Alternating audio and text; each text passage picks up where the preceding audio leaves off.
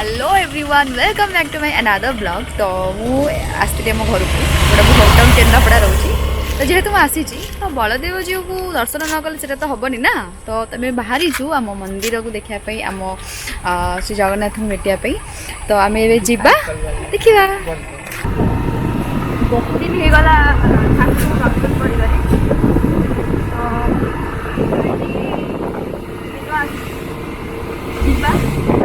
केन्द्रापड़ार most famous खाଇବା जोटा कि रसावली रोचे खाଇବା।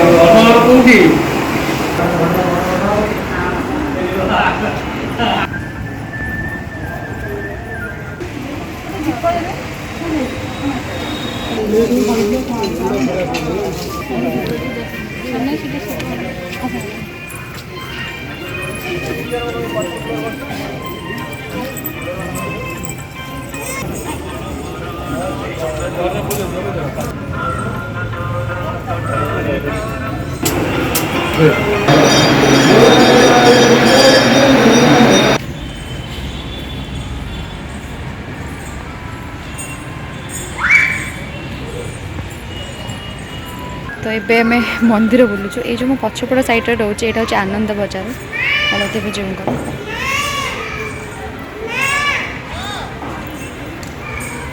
आज तो कई लोक ना कि प्रति संक्रांति हो लोक बहुत भिड़ हो रही था।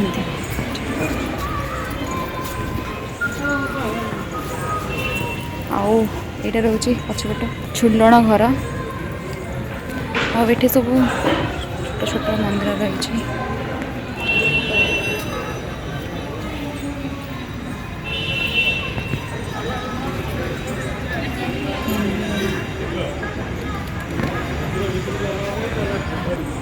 आउटा रोचे गोटे मेन मंदिर बलदेव जी।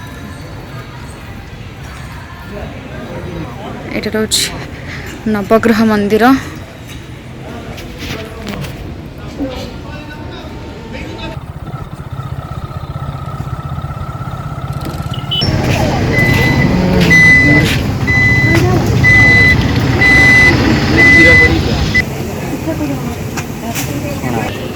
क्षीर पड़े तो चीनी सेरा पड़े क्षीर पड़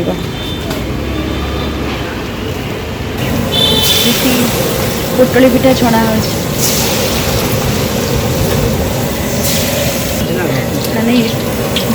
कहतु मैदा सुजी सुजी भितर जापर रसगुल्ला खाई आम जा भर को। तो यही चलती आमर प्रस्तुति पोटली पिठार एमती हूँ प्रस्तुति पोटली पिठा। अच्छा कौन तैयारी हो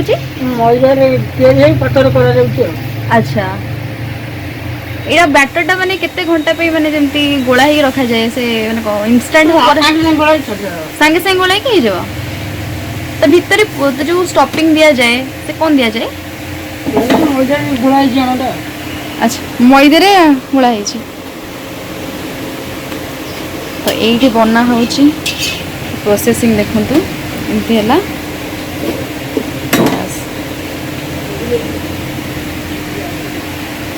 बहुत शीघ्र शीघ्र बन दौरान भाई आमर से हो सारा पर तो ये मैदे गोला हो ना। अच्छा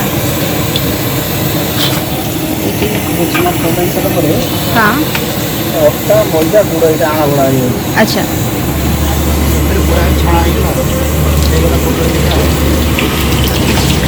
जोड़ा आम केन्द्रापड़ार पूरा फेमस जोड़ा बलदेव जीवर गोटे फेमस खाଇବା पोटली पिठा ଏବେ ଅଛୁ पोटली पिठा छଣା ହେଉଛି गरम गरम पोटली पिठा को पैक करके नहीं जीवु एटा मोर मौसा मोर ये पोटली पिठा केमती बना हो प्रोसेसिंग से तो देखिले केमती ऊपर लेयर तैयारी है तो भितर ए स्टफिंग तैयारी होची मौसा तो भितर स्टफिंग कौन रोची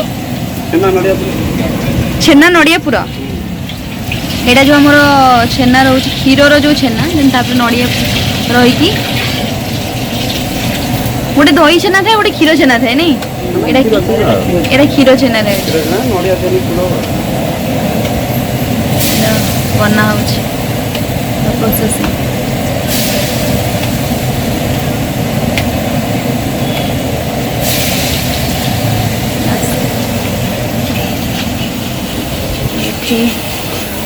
रसा बुड़ी मोर खाई टेस्ट कर गरम गरम खाना हो केन्द्रापड़ा आसो पोटली पिठा और रसबड़ी न खाइब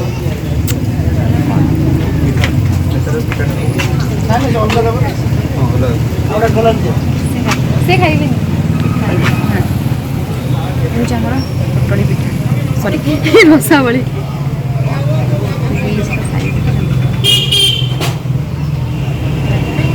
हेलो ओ एटा बालीगोट जाऊ टिके मामू जी मामू लेके जाऊ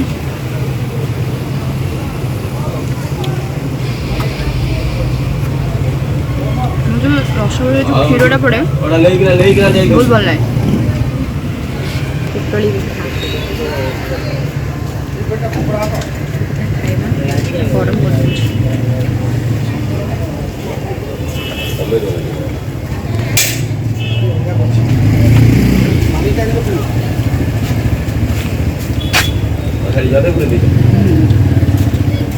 एटा था आजिकार ब्लॉग केमती लगे मतलब कमेंट सेक्शन में जाना जमा भी भूलें देखा आ गोटे नुआ जगह नहीं कि नुआ कथा नहीं कि till then bye bye thanks for watching.